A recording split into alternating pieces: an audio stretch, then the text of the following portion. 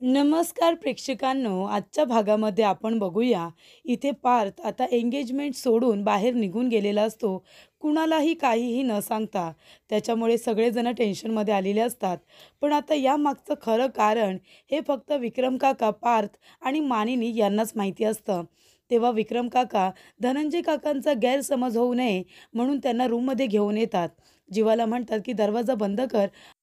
आणि विक्रम काका धनंजय काकांना म्हणत असतात की साईडवरती खूप मोठा अपघात झाला आहे, तिथली सिच्युएशन कंट्रोलमध्ये आणण्यासाठी त्या ठिकाणी आता पार्थला जावं लागलं आहे.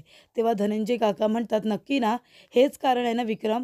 तेव्हा विक्रम काका म्हणतात, अरे हो, हेच कारण आहे, दुसरं कुठलं कारण असणार?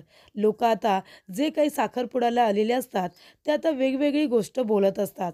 एक काका म्हणत असतात, अरे हे काय, नवरदेव साखरपुडा न करता सरळ निघून गेला, इथल्या लोकांना काही सांगितलं सुद्धा नाही. साखरपुडा जर करायचा नव्हता तर आधीच सांगायचं होतं ना. त्यानंतरला धनंजय काका म्हणत असतात की विक्रम, अरे हेच खरं आहे ना, की तुला अजून काही सांगायचं आहे, काही लपवत तर नाही आहेस ना?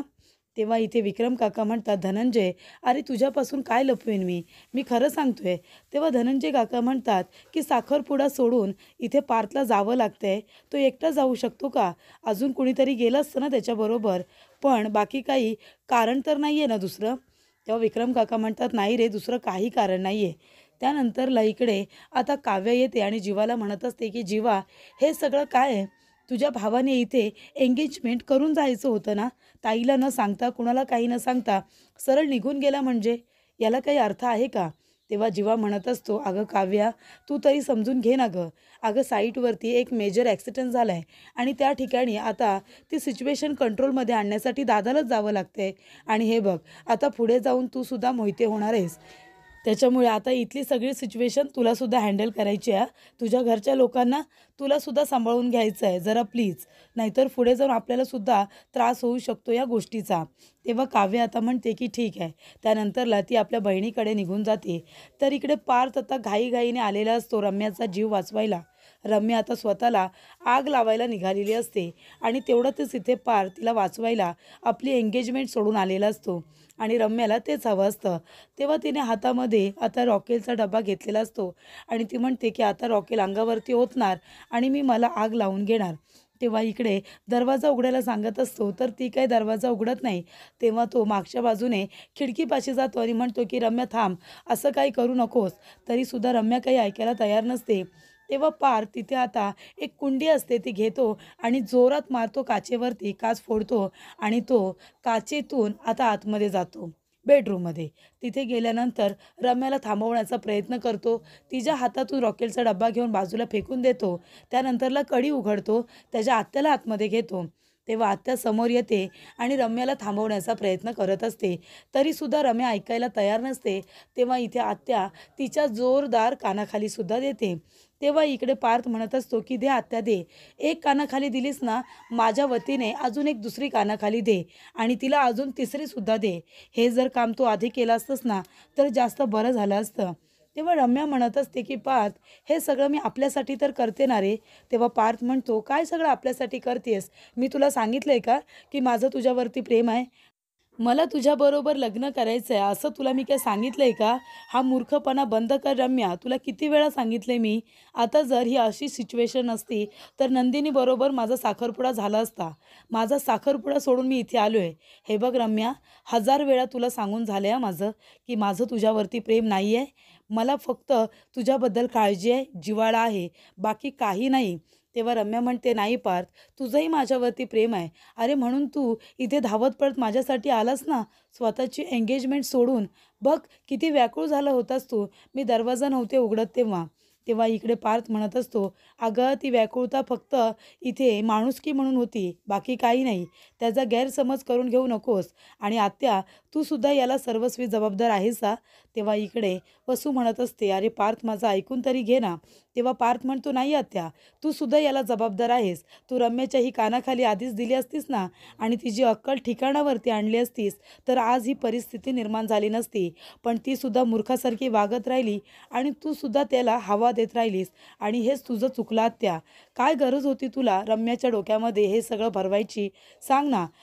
तू तिला आधीच समजावून सांगितलं असतंस ना, की आता पारचा विचार करू नकोस. त्याच्यापेक्षा दुसरा मुलगा तुला भेटेल. तू दुसऱ्या मुलाबरोबर लग्न कर. तो नंदिनीबरोबर लग्न करतोय आणि जर तिची अक्कल ठिकाणावरती आणलीस ना, तर बरं झालं असतं. पण आता नाही. आता मी सहन करणार नाहीये. मी खरं तर इथे येण्याच्या आधी पोलीस कंप्लेंट करायला जात होतो, की तू मला ब्लॅकमेल करण्याचा प्रयत्न करतेस. पण रम्या, हे शेवटचं. आता जर तू पुन्हा माझ्याबरोबर असं वागलीस, मला ब्लॅकमेल करण्याचा प्रयत्न केलास, तर मी तुझ्या विरोधामध्ये पोलीस कंप्लेंट करेन. कळलं तुला? तेव्हा इकडे आता पार्थ रॉकेलचा डब्बा घेऊन बाहेर निघून आलेला असतो. त्याच्यानंतरला इकडे धनंजय काका खूपच जास्त टेन्शनमध्ये असतात. इकडे तिकडे फेऱ्या मारत असतात. तेव्हा नंदिनी म्हणत असते, की "बाबा, तुम्ही शांत व्हा बरं आणि इथे बसा. तुम्ही अजिबात स्वतःला त्रास करून घेऊ नका. काय झालं काही सांगाल का मला? काही टेन्शन आहे का?" तेव्हा इथे धनंजय काका म्हणत असतात, की "बाळा, तू काळजी करशील म्हणून मी तुला काही सांगितलेलं नाही आहे.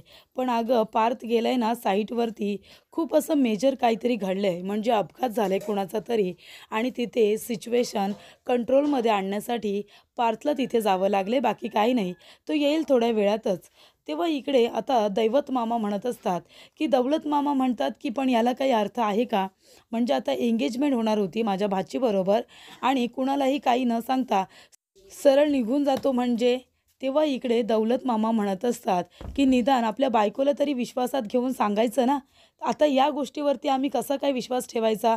तुम्ही म्हणालात, की साईडवरती काहीतरी प्रॉब्लेम झालाय आणि आम्ही लगेच विश्वास ठेवायचा का? दुसरंही काहीतरी कारण असू शकतं. तुम्ही आमच्यापासून काही लपवत तर नाही आहात ना? जे काही कारण असेल ना, ते तुम्ही आम्हाला खरं-खरं सांगा." दौलत मामा आता चिडलेले असतात. तेव्हा इकडे दुसरी माणसं म्हणत असतात, "नाहीतर काय, नवरा मुलगा साखरपुड्यातून सरळ असा निघून जातो, त्याला 2च कारणं असतात. एकतर त्याला हा साखरपुडा मनापासून करायचा नसतो आणि दुसरी गोष्ट म्हणजे त्याचं बाहेर कुठेतरी दुसरीकडे प्रेम प्रकरण असतं, लफडं असतं. तेव्हाच मुलगा साखरपुड्यातून असा सरळ-सरळ निघून जातो. तसंच काहीसं असेल का? म्हणून तर तुमचा मुलगा कुणाशी काही न सांगता निघून गेला ना?" तेव्हा इकडे सगळेजण एकमेकांच्या तोंडाकडे बघायला लागतात, चर्चा करायला लागतात. साखरपुडा सोडून पार्थ गेल्यामुळे सगळ्यांचे खूपच जास्त गैरसमज झालेले असतात. धनंजय काका म्हणतात, "हे बघा, तुम्ही शांत व्हा. आमचे जावई बापू असे अजिबातच नाही आहेत. तुमचा विश्वास बसत नसेल तर मी अगदी देवाजवळचं फूल उचलून सुद्धा तुम्हाला सांगू शकतो, की आमचे जावई बापू खरंच खूप चांगले आहेत. खरंच काहीतरी एमर्जन्सी आली आहे म्हणून ते गेलेत, हे मात्र नक्की. तुम्ही आता वेगवेगळे विचार करू नका आणि वेगवेगळे तर्कवितर्क लावू नका." तेव्हा इकडे आता आजी म्हणत असतात, "अरे दौलत, तू पण शांत हो बरं. अरे त्यांनी सांगितलंय ना काहीतरी एमर्जन्सी आहे म्हणून. मग कशाला उगाच तू एवढा राग-राग करतोयस?" तेव्हा दौलत मामा म्हणतात, "अगं आई, राग करू नाही तर काय करू? यांनी 2 दिवसामध्ये साखरपुडा पकडला. लग्न यांचं ठरलंय तरीसुद्धा आपल्याला उशिरा सांगितलं. तरीसुद्धा आपण राग न मांडता इथे आलो ना आणि आलो तर काय, साखरपुडा होण्याच्या आधीच मुलगा सरळ इथून निघून जातो म्हणजे याला काय अर्थ आहे? सांग बरं. इथे आता आपली मुलगी काय त्याची आयुष्यभर अशी वाट बघत बसणार आहे का? जो आता साखरपुड्याच्या दिवशी तिची साथ देऊ शकत नाही, तो आयुष्यभर तिची साथ काय देणार आहे?" तेव्हा इकडे नंदिनी येते आणि म्हणत असते, की "मामा, तू शांत हो. मला माहिती आहे तू हे सगळं माझ्या काळजीपोटी बोलतोयस, पण माझा यांच्यावरती पूर्ण विश्वास आहे आणि आमच्या दोघांचा विश्वास पक्का आहे म्हणून ते मला काहीही न सांगता निघून गेले. कारण त्यांना माहिती आहे कुठलीही सिच्युएशन असली तरीसुद्धा मी त्यांच्यावरती विश्वास ठेवेन. मी त्यांना समजून घेईन. हे त्यांना माहिती आहे म्हणूनच ते असे गेले ना." तेव्हा इकडे नंदिनी म्हणत असते, की "नक्कीच काहीतरी कारण असेल म्हणून ते गेलेत. नाहीतर पार्थ असे अजिबात वागत नाही. मी तुला खरं सांगते, तू अजिबात काळजी करू नको. त्यांचं काम झालं ना, की सगळ्यात आधी ते इथे येतील, मला माहिती आहे." तेव्हा इकडे आता नंदिनीने सगळ्यांच्या समोर पार्थची बाजू घेतलेली असते. ती म्हणालेली असते, की "माझा पूर्ण विश्वास आहे पार्थवरती." त्याच्यामुळे मानिनीला हे सगळं ऐकून खूपच जास्त आनंद झालेला असतो, की आपल्या सुनेचा आपल्या मुलावरती खूपच जास्त विश्वास आहे, की ती सगळ्यांना ही गोष्ट पटवून देते, की पार्थ काहीही चुकीचं करणार नाही. तेवढ्यातच पार्थ आलेला असतो. पार्थला ती सगळं भयानक आठवत असतं. म्हणजे कशा पद्धतीने इथे रम्या स्वतःवरती रॉकेल टाकून स्वतःला पेटून घेण्याचा प्रयत्न करत असते, तर इथे रम्याचा तो मूर्खपणा पार्थला सातत्याने आठवत असतो आणि तो पूर्णपणे आता इथे टेन्शनमध्ये आलेला असतो, की ही काय करत होती रम्या? स्वतःला संपवण्याचा विचार. त्याच्यानंतरला नंदिनी म्हणते, "पार्थ, काय झालंय? या बरं तुम्ही इकडे येऊन बसा." आणि ती विचारत असते, "पार्थ काय झालंय? काही सांगाल का? सगळं काही ठीक आहे ना? बाबांनी मला सांगितलं साईटवरती काहीतरी ॲक्सिडेंट झाला आहे ना? पण कुणाला काही लागलं तर नाही आहे ना? काही मेजर तर घडलेलं नाही आहे ना?" तरीसुद्धा इथे पार्थ आता काहीही रिॲक्ट करतच नसतो. तेव्हा त्याचे हात खूपच जास्त थरथर कापत असतात. तेव्हा इकडे आता नंदिनी त्याचा हात पकडते आपल्या हातामध्ये आणि त्याला धीर देण्याचा प्रयत्न ती करत असते. तेव्हा इकडे पार्थ आता नंदिनीकडे बघायला लागतो. तेव्हा त्याला कळतं की आपली चॉईस किती परफेक्ट आहे. आपण एका चांगल्या मुलीबरोबर लग्न करतोय आणि तो लगेच भानावरती येतो आणि तो सगळ्यांची मनापासून माफी मागतो. तो म्हणतो की मी सगळ्यांची मनापासून माफी मागतोय. मला इमर्जन्सीमध्ये जावं लागलं, पण मी खरं सांगतोय, मी लवकर येण्याचा परिपूर्ण प्रयत्न केला. मला माफ करा की मी तुम्हाला काही न सांगता गेलो. पण तुमचा माझ्यावरती विश्वास आहे. तुम्हाला माझी बाजू कळेल हे मला आधीपासूनच माहिती होतं. त्यानंतरला इकडे नंदिनी म्हणते, "पार्थ तुम्हाला एक्सप्लेन करायची खरंच काही गरज नाही आहे. माझा विश्वास आहे तुमच्यावरती. मला माहिती होतं की काहीतरी महत्त्वाचं काम असेल म्हणूनच तुम्ही गेला होतात. तुम्ही मला अजिबात इथे काही एक्सप्लेन करू नका." तेव्हा इकडे आता पार्थ म्हणत असतो की माझा तुमच्यावरती पूर्ण विश्वास आहे. तसंच तुमचाही माझ्यावरती पूर्ण विश्वास आहे. हे मला माहिती आहे. पण तरीसुद्धा तुमच्या तोंडून हे सगळं ऐकून मला खरंच खूप छान वाटलं. तेव्हा इथे विक्रम काका म्हणत असतात की "बरं चला, आता लवकरात लवकर एंगेजमेंटचा कार्यक्रम आपण उरकून घेऊया." तेव्हा पिहू आता दोघांच्याही अंगठ्या घेऊन आलेली असते आणि इथे दोघांची एंगेजमेंट आता होणार असते. तेव्हा इथे बोटामध्ये अंगठी घालायला जेव्हा पार्थ आपला हात पुढे करतो, तेव्हा त्याच्या हाताला पूर्णपणे लागलेलं असतं. नंदिनी म्हणते, "पार्थ हे काय हो? हे कुठे लागलं तुम्हाला? साईडवरती लागले की काय?" तेव्हा पार्थ म्हणतो, "हो, कदाचित तिथेच लागलं असेल." तेव्हा इकडे नंदिनी म्हणते, "पण खूपच लागले तुम्हाला. आता जर या बोटामध्ये मी अंगठी घातली तर तुम्हाला दुखेल ना." तेव्हा इकडे पार्थला आठवत असतं की कशा पद्धतीने रम्याने त्याला ब्लॅकमेल केलं आणि स्वतःला संपवण्याचा कसा प्रयत्न करत होती आणि त्यावेळेला त्याने कुंडीने खिडकी तोडून, काचा तोडून त्याने त्या काचा बाजू करत असताना त्याच्या हाताला ते लागलेलं असतं. आणि तेव्हा इकडे नंदिनी म्हणते, "तुम्हाला खूप दुखतंय का? आपण एक काम करूया, आपण आहे ना दुसऱ्या बोटामध्ये अंगठी घालूया. या अंगठी जर बोटामध्ये घातली ना तर तुम्हाला त्रास होईल." तेव्हा इकडे पार्थ म्हणत असतो, "नाही नको, मी सहन करेन, पण तुम्ही याच बोटामध्ये अंगठी घाला." तेव्हा नंदिनी म्हणते, "नक्की ना? नाहीतर राहू दे, तुम्हाला त्रास होईल उगाच." तेव्हा पार्थ म्हणतो, "नाही नको, मला नाही त्रास होणार, तुम्ही ट्राय तर करा." तेव्हा नंदिनी पार्थच्या सांगण्यावरून अंगठी घालायला जातच असते, पण तेवढ्यातच त्या बोटाला आता दुखल्यामुळे ती अंगठी खाली पडते आणि इथे जेव्हा ती अंगठी खाली पडू देत नाही, तो आपल्या हातामध्ये ती पकडतो आणि म्हणतो, की "अंगठी मी वाचवली आहे." तेव्हा नंदिनी म्हणते, "थँक यू सो मच, तुम्ही ही अंगठी खाली नाही पडू दिली." तो म्हणतो, "अशी कशी खाली पडू देईन? आपल्या माणसांसाठी काहीही." आणि ती अंगठी खूपच मानाने नंदिनीच्या हातामध्ये देतो. तेव्हा इकडे आता नंदिनीसुद्धा खुश होते आणि आजूबाजूची लोकंसुद्धा. कारण जर अंगठी खाली पडली असती तर आधीच खूप मोठा प्रॉब्लेम झाला होता रम्यामुळे आणि आता परत खाली अंगठी पडली असती तर सगळेजण काहीतरी वाईट साईट अपशकुन वगैरे बोलले असते. तेव्हा इकडे आता उजव्या बोटामध्ये नंदिनी अंगठी घालत असते. ती म्हणते की "डाव्या हाताला नकोच, तुम्हाला त्रास होईल." तेव्हा इकडे काका म्हणतात की "हे काय चाललं यांचं? सगळं उलटंच. आता डाव्या बोटामध्ये अंगठी घालतात, याला काहीतरी शास्त्र आहे ना? तर तुम्ही उजव्या बोटामध्ये कशाला घालताय?" तेव्हा इकडे आता मामा म्हणत असतात, "काय हो तुमचं काय काय चाललंय वेगवेगळं? तुम्ही जरा शांत बसा ना. त्या मुलांना जे काही करायचं आहे ते करू दे." नंदिनी म्हणत असते की "हे बघा काका, अहो अंगठी काय या बोटात घालायची की त्या बोटात? याच्यामागे काहीतरी शास्त्र असेल. पण आता अंगठी घालणं म्हणजे काय? लग्न पक्कं झालंय याची एक छोटीशी निशाणी आहे ती. आणि जर एखाद्या माणसाला त्रास होत असेल तर आपण त्याचा त्रास समजून घ्यायला नको का? आणि जर तीच अंगठी दुसऱ्या बोटामध्ये घातली तर लग्न होणार नाही आहे का? लग्न तर निर्विघ्नपणे पार पडेलच ना. आणि ती अंगठी आहे, ती आमच्या साखरपुड्याची निशाणी आहे. ती कुठल्यातरी एका बोटामध्ये असली तरीसुद्धा पुरेशी आहे की नाही?" तेव्हा इकडे सगळेजण म्हणतात की "अगदी बरोबर." तेव्हा इकडे आता नंदिनी उजव्या हाताच्या बोटामध्ये अंगठी घालते. सगळ्यांना आनंद होतो आणि ती जे काही समजावून सांगते सगळ्यांना, ते खूपच उत्तम रीतीने समजावून सांगते. त्यानंतर पार्थ आता अंगठी घालायला जातो.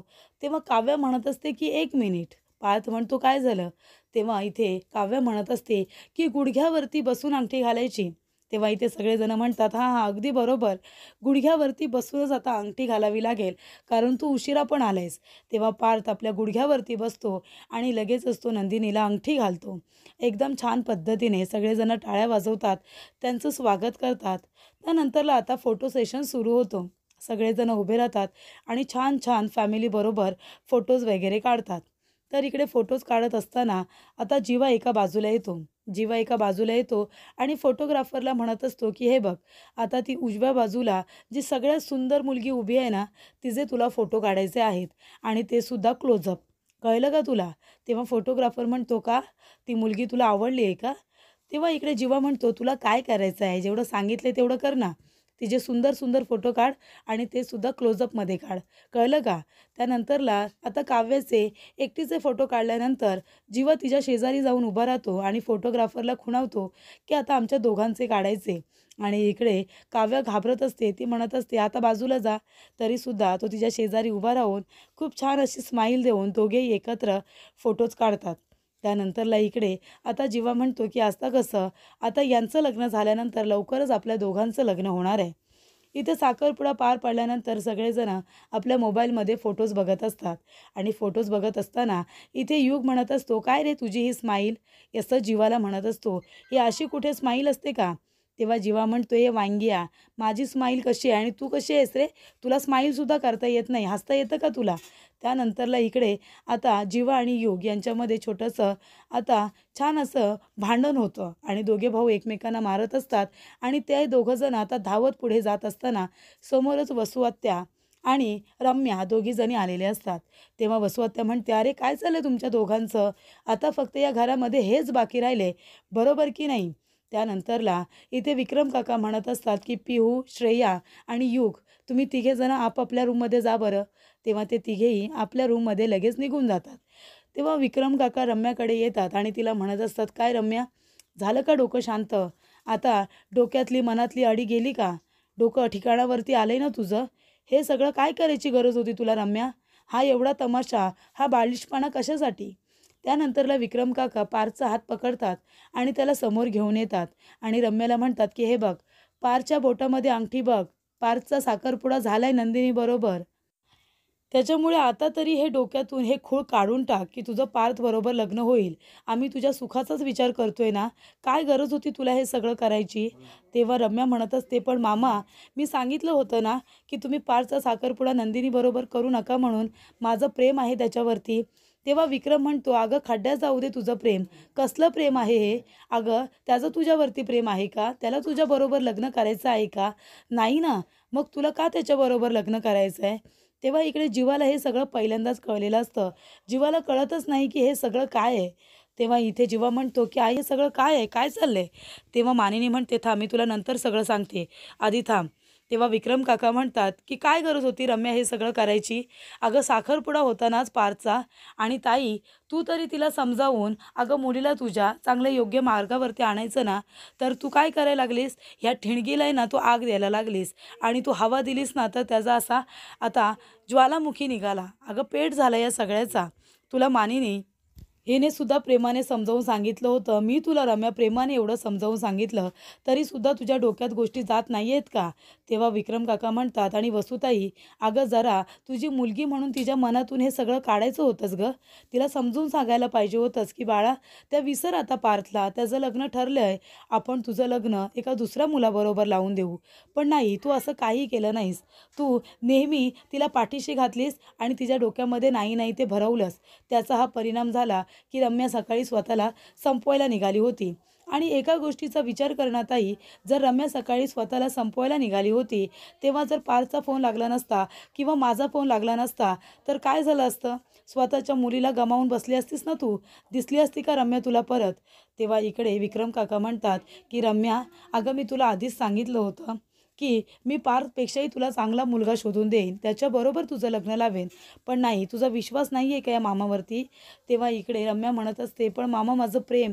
तेव्हा इकडे विक्रम काका म्हणतात, "अगं तुझं प्रेम जाऊ दे खड्ड्यामध्ये. अगं लग्नानंतर होईलच की प्रेम. लग्नानंतर लोकांचं प्रेम होत नाही का? जर तसं झालं नसतं तर आत्तापर्यंत एवढे जे संसार टिकलेत लोकांचे, ते टिकले असते का? नसते टिकले ना. मग कशाला तू उगाच पारच्या मागे लागलेस? हे बघ, त्याला त्याचं आयुष्य जगू दे आणि तू तुझं आयुष्य जग बाळा. मी तुला किती वेळा सांगितलंय की तू काळजी करू नको. मी सुद्धा तुला मुलीसारखं मानतो गं. मी तुझ्या सुखाचाच विचार करेन ना. मग तुझ्या मनामध्ये असे वाईट साईड विचार का येतात? हे बघ, पारचा विचार करणं बंद कर. आपण तुझ्यासाठी एखादा चांगला मुलगा शोधूया आणि त्याच्याबरोबर मी तुझं लग्न लावून देईन. पण आता हे असं वागू नकोस. मला कंटाळा आला आता या सगळ्याचा. घरामध्ये मला रोज रोजचे तमाशे नको. ताई तू तरी समजून घे ना. तेव्हा वसू आत्या म्हणते की नाही, मी नाही समजून घेणार. तेव्हा विक्रम काका म्हणतात की असं करू नकोस ताई. मी नेहमीच तुझ्या मुलीच्या सुखाचा विचार करत आलो आहे आणि जर तू माझ्या मुलाला आशीर्वाद देऊ शकत नाही आहेस, तर तू माझ्या मुलाला श्राप तरी देऊ नकोस. तेव्हा इकडे आता विक्रम काका खूप चिडलेले असतात.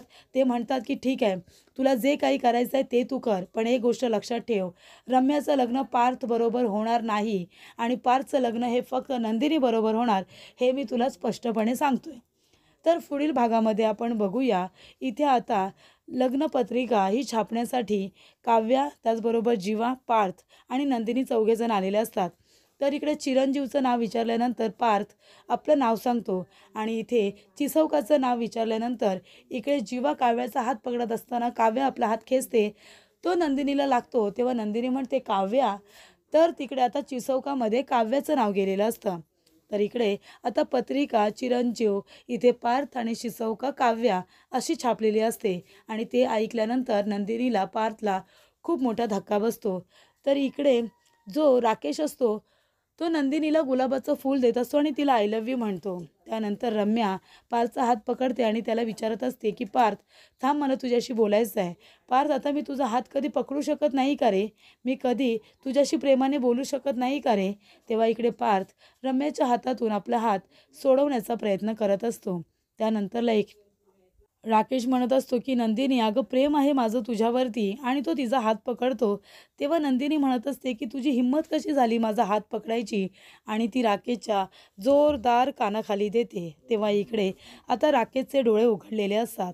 तर इकडे रम्यासुद्धा आता पार्थच्या मागे लागलेली असते. त्याचबरोबर इथे राकेश नंदिनीच्या मागे लागलेला असतो आणि या दोघांनाही आता या दोघांचा खूपच जास्त राग आलेला असतो आणि रम्या तर पार्थची बाजू अजिबातच समजून घ्यायला तयार नसते.